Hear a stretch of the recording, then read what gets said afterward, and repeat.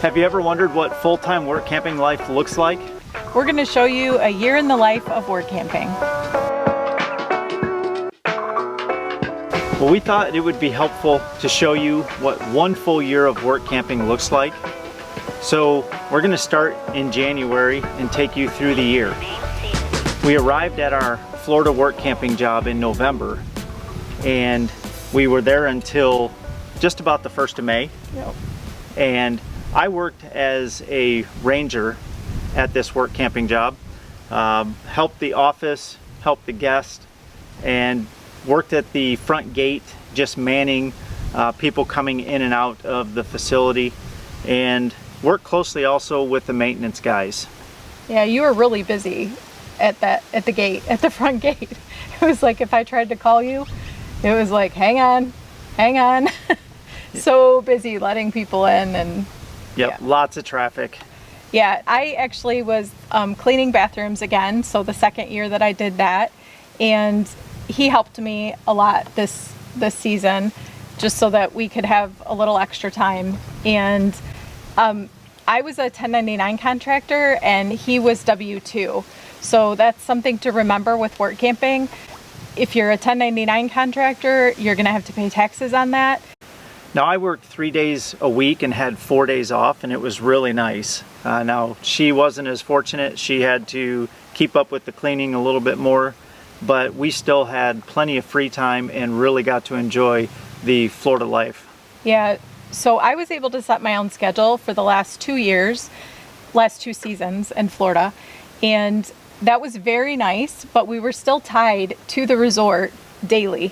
So we were asked to check the bathrooms 2 times a day, and there were 5 bathhouses there.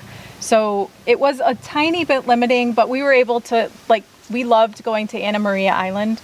So we were able to get up really early, go check the bathrooms, make sure they were stocked and ready for the day, and then come back that evening, check them again. So it was okay. We don't ever really want to go stay overnight anywhere. When we're settled in a work camping job, we don't like to pack up and pull the rig somewhere for a couple nights. So going somewhere overnight isn't really an issue for us. Right. So at that point, we were closing in on the end of our time in Florida, and we were starting to consider what opportunities to look for our next job. Yeah, usually we're starting around, well, honestly, we're usually booked a year and a half in advance. We have kind of settled into the work camping life a little bit more, and it's actually surprising to me that we're kind of flying by the seat of our pants a lot. Lately. Yeah. We didn't used to. Yeah. So we have not been planned out a year in advance lately, and we were starting about January to think about okay, we need to figure out what we're going to do for the spring and summer. We actually just couldn't find something that worked for us. We had some obligations that we had that were keeping us on the east side of the country, and because of that, we were limited in what we could accept for work camping positions. So it was about March, and we weren't finding anything. We were actually getting a little concerned. Laurie was in the office, and the manager mentioned to her that she wished she could just keep us for the whole year. And Laurie told her we weren't finding anything, maybe that's a possibility. So we started having discussions at that time. The good part about that situation was going to be that all of our obligations she was totally okay with. So it seemed like, wow, this is going to be what we do for the next year. We were concerned about feeling suffocated, being in one location. It would end up being like a year and a half. And that definitely felt very, very limiting to us. But at that point where we were, the freedom to be able to go and do what we needed to do for the other things that we had committed to seemed like more of a priority.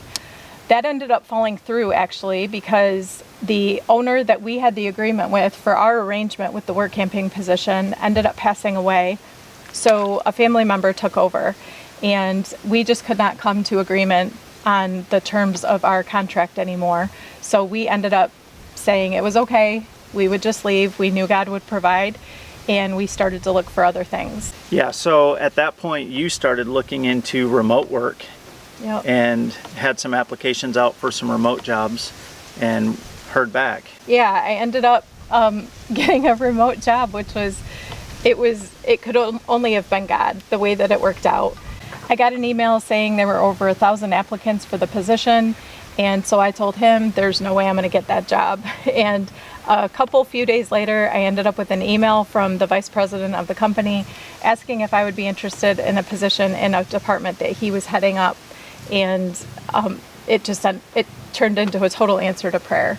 I was able to work full-time, remote, and made a really good income for a few months. And I think this is where it's going to kind of surprise people because we haven't talked about this. But that job only lasted a few months, and the reason was because I chose to resign. When I was hired for the position, it was a position in the background, a support role with a healthcare company, and it was a wonderful team. I absolutely loved who I worked with, and I loved the work that I was doing.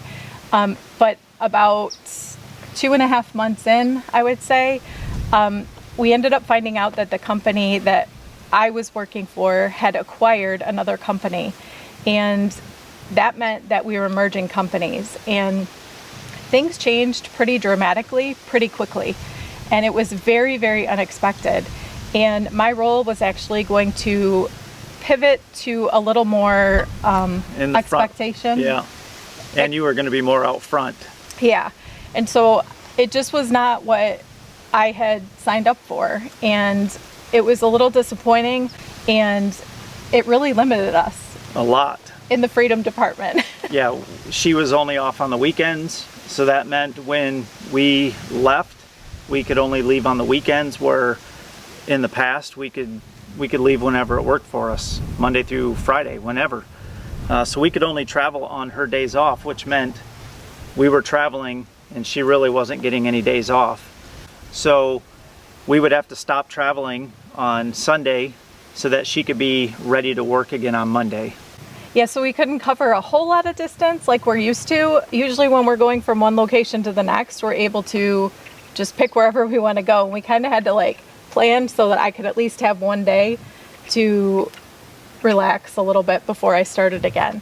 So that was definitely surprising because I really thought, if you've seen our grass is greener video, I thought the grass was greener on the remote work side. I was getting tired of cleaning bathrooms, and I thought that was going to be the answer, but it definitely wasn't for us. We're not saying that's not a good option for anyone else. It just wasn't for us. So while Laurie was working at her remote job, we also took a job at a fireworks store. We just thought we would try something different, something fun, out of the ordinary. We haven't done a job like that before, so I was going to work and manage the store during the week, and then she was going to come in and help me on the weekends. And it was just a short window job, but it paid really well. So we had sent a bunch of questions about the position with the fireworks store, and we were working directly with the owner in communication, and we didn't get answers. And I guess we were just kind of like, okay, that's fine. It's a little ways out. We were just a little bit easygoing about it. Didn't ask for anything in writing. And again, never received the answers. But then when it came to crunch time, we had to start pushing for answers. And every time we would call, he would say, well, where are you going to be again? Yeah, what location? Yeah, he didn't know what store he had assigned us to. And so we were telling him, and even in that communication, it was still like, okay, we're going to this place and we're going to have a building. That was the two big things, was location and that it was a building and not a tent. So again, due to my job, it made traveling a little bit difficult, but we made the best of it, and we planned our trip so we could head north to our final destination for the fireworks store. Yeah, so it was really kind of tricky because due to her remote job, we had to have a signal. So we didn't just say, okay, we're going to go here and go here and go here. We had to actually call campgrounds and ask if they had a good signal. If they didn't have a good signal, we had to try a different one. So the good signal kind of dictated our route. It dictated our route. It dictated the campgrounds, the prices that we had to pay to stay at the we paid a lot campgrounds. more than we would be okay with normally. Yeah, it was very different than what we're used to. Yep. But our first stop was... Yep, Gulf Shores, Alabama. So we made our way around the Panhandle and stayed there in Gulf Shores for a week. We absolutely loved it there. Every morning we would go to the beach and go for a walk before she started work, and then at her lunch break we would go for bike rides, and then again when she got off work we would again go back to the beach and go for a walk. We'd walk out on the pier. We really got to enjoy the wildlife, seeing sharks, watching people fish off the pier. It was a lot of fun there. Yeah, I fell in love with Gulf Shores, Alabama, and I still want to go back. I think it was so beautiful, and the ocean, the walks on the beach were just amazing. It was Yep. so relaxing, so peaceful. Gulf State Park is beautiful. It is. Yeah, like I would go back and stay for a month if we could. Yep, absolutely beautiful. So put that one on your list. So from there, we headed north in Alabama up to the Birmingham area, and actually up to Huntsville, I believe. All right, well, we are leaving today and making our way north towards Kentucky. We will spend the night in a Bass Pro parking lot just north of Montgomery, Alabama. And then tomorrow we will make our way up to Huntsville, Alabama. So we'll stay there for another night, and then we will stay a week in the Nashville, Tennessee area. It rained this morning. Laurie had to work today, so I came out before the rain hit and got most everything packed. I just need to hook up the truck. I went ahead and put the hitch on, drain the black tank and the gray tanks, and then disconnect everything. Laurie's just finishing up her day of work, and then we will hit the road. And then we left there and made our way to Nashville to stay for the week so that she could work, and we had good connectivity at this campground. That's about all we can say about that campground. That was the only campground in the area. Surprisingly, a big city like Nashville, you would think we would have been able to hand-pick the place we wanted to go.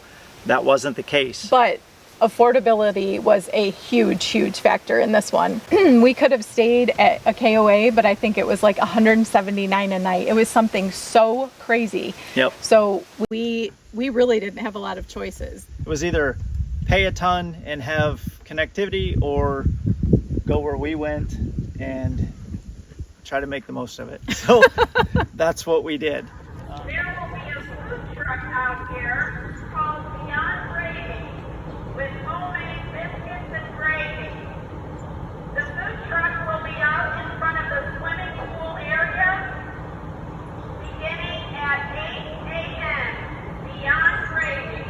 Come down and get your biscuits and gravy in the morning. Thank you. This campground was not our favorite. We'll probably never return there again, but we got the experience for a week. Yeah.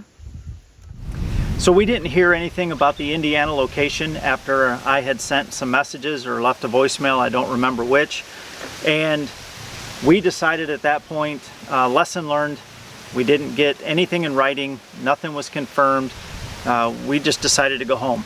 So Michigan was where we were heading, and by the next morning we were up and ready to go and getting ready to take off, and we got a text from the owner that he was on his way to the Indiana location to meet us. I let him know at that point the lack of communication was just not going to work for us, and that we were sorry, but it was just not going to work out.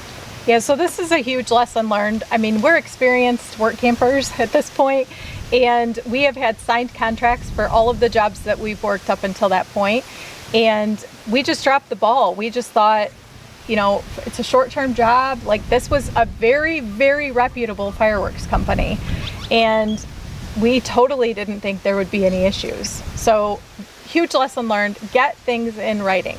Don't Yep. compromise on that. Yep. So at that point, we headed home, and we spent the entire summer in Michigan. Yeah, so this is something that we have not even done any videos on. We were so busy this summer. We actually didn't know we needed the season that we ended up having, which is kind of cool. It turned into a huge blessing in disguise. If you would have asked us where we wanted to be this summer, it was definitely not Michigan. No offense to family and friends. We love Michigan. We do. But we hit the road to see things. And so to come back to our hometown, but again, it was a huge blessing in disguise. We ended up staying for a month in our former neighbor's driveway. Yep. And we have the most amazing friend and former neighbor, and she opens her driveway for us and opens her home to us. And we're able to do laundry, take amazing unlimited hot water showers, and just enjoy our time there. And we love, love, love mooch docking in her driveway. But that wasn't going to work for the entire summer once we realized we were here to stay. So we ended up moving out to our daughter and son-in-laws and mooch docking there for the entire summer. You ended up with a huge project as a result of that. I did. Okay, well, just to give you a little bit of an update of what's going on. We are in Michigan right now, and while I'm looking for a job and while Laurie's working remotely, we are staying at our old neighbor's house. Now at our neighbor's house, we don't have hookups, so all we have is power, and we're using our freshwater tank. Since we're going to be here for possibly indefinitely 6 to 8 weeks, we're not sure till I find a job, we decided to come over to our kids' home and put in a sewer line. So what I'm doing today, yesterday and today, is digging a trench down to try to locate the septic line, their sewer line coming out of their house. And I'm going to tie into their sewer line and run across the yard here. It's about 120 to 130 foot run, and put in a connection for our RV. So we'll park that over in the driveway and run the line across the yard here.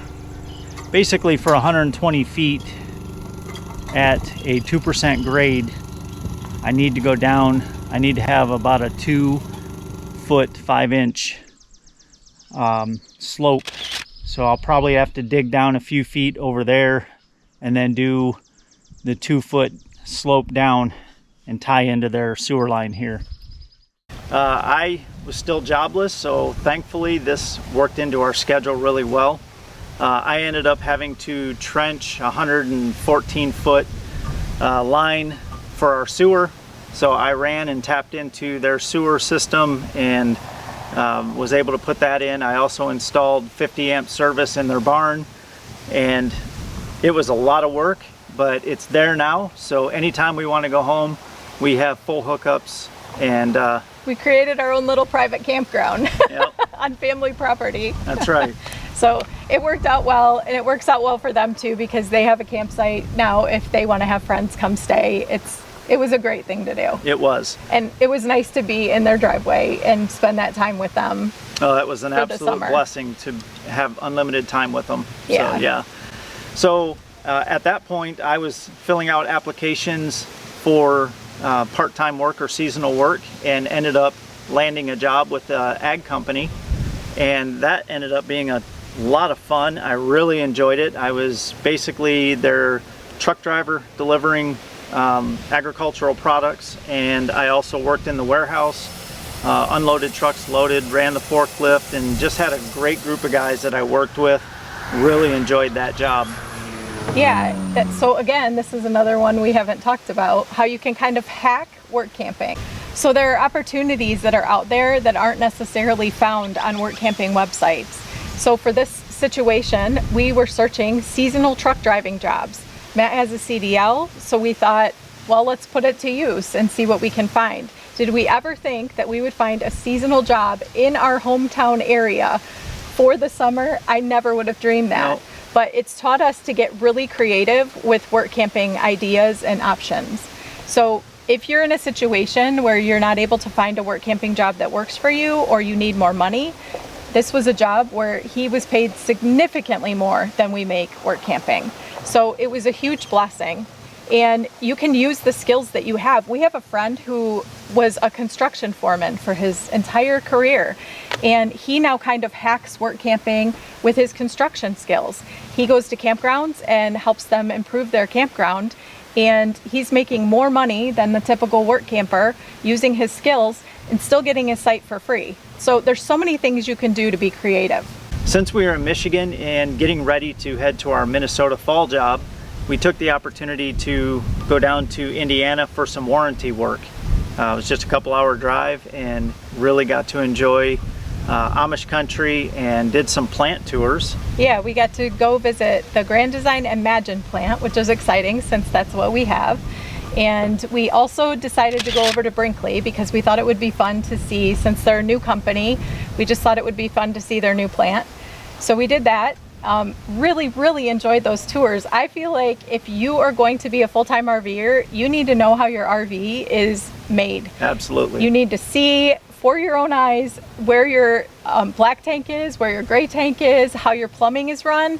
I was blown away by that. Yeah, insulation, water lines, electrical, you get to see it all, and it's laid out for you right there. Yeah, so that was fun. And then we also went to Moride and we got to spend time there touring that plant. Yeah, and I really enjoyed that as well. That more of a guy thing, I guess, but that was a really cool tour. Yeah. So the warranty work, the good part about this was we were in a position that we had a couple days, and we actually were in communication with this place, asking them, telling them it's our full-time home. We can't afford to be in a hotel for very long.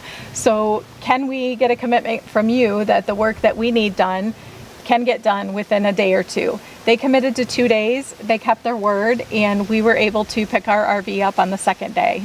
Yeah, it was awesome. So we picked our RV up and headed to Minnesota for one of my favorite work camping jobs. I love the fall harvest, working for a farm. It was the third season returning, and I look forward to it every year. So it's a great opportunity to work a short gig and make a lot of money. And if you enjoy that type of thing anyway, that's just all the better. Now, working with the farm, you end up working about 8 weeks. Now, the thing is, it depends on when they got the crops planted as to when you're going to start harvest. So the first couple weeks we're there, I'm doing all kinds of different odd jobs, but I love it, and I'm learning new things. I'm driving skid steers, driving payloaders, driving side dump trailers, moving blocks. And when I told her we were moving blocks, she thought they were little landscaping blocks, but they're not. They're big man blocks. And we use tractors, whatever. We use big equipment and flatbed trailers, and we load the blocks up and we move them. So we're doing all kinds of odd jobs. But then once harvest starts, I'm always driving semi, and I'm taking field corn and soybeans from the field to the elevator and grain bins.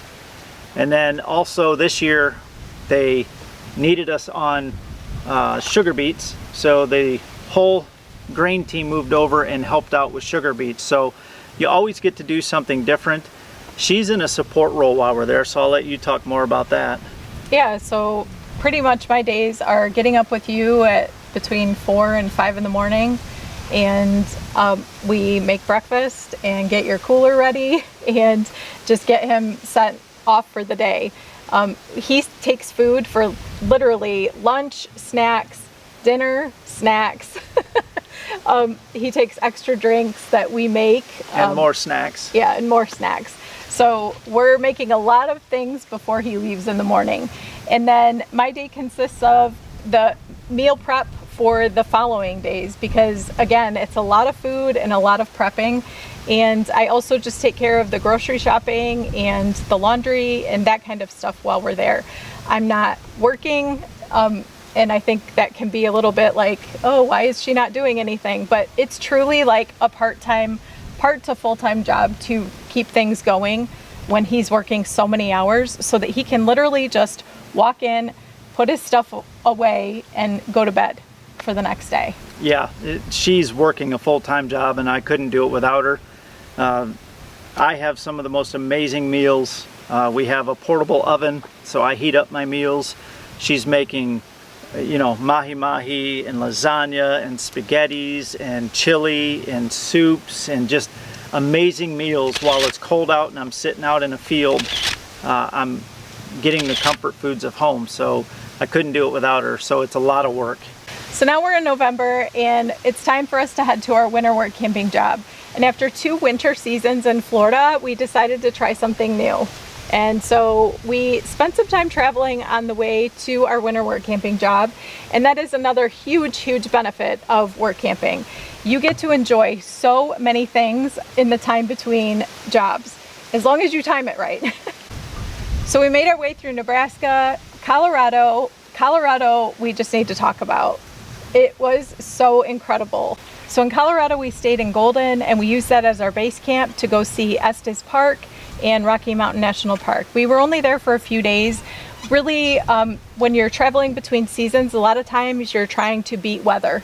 And this was a case of needing to make sure that we did not get stuck in a Colorado snowstorm. So we limited our time, but we still got to see what we wanted to see, and we had an amazing time. So we left Colorado and made our way across the Rocky Mountains, and that was absolutely beautiful, breathtaking views, and made our way into Utah.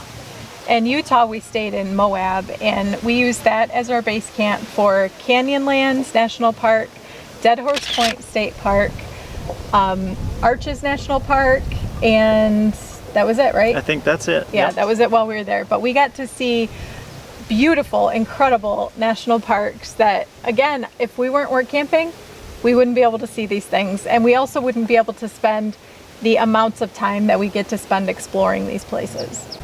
So we left Moab and made our way down to Hurricane, Utah, and that was a really nice campground, really relaxing, and just got to enjoy some time there. We used that as our base camp for Zion, and we actually went 2 or 3 times. You went 3 times, I went 2 into Zion. Yep. I went in early in the morning. I had a permit to hike Angel's Landing, so I got to go in and enjoy that, and then we went back together 2 more times. Yeah, and again, another benefit, while we were staying in Hurricane, we had originally booked like just 2-3 nights, something like that, to stay there. We loved the state park that we were at so much that we extended our stay. And again, we wouldn't be able to do that if we were working a 9 to 5 and had to get back to our home state to go back to work. So it's just amazing that you get to have these experiences all because of work camping.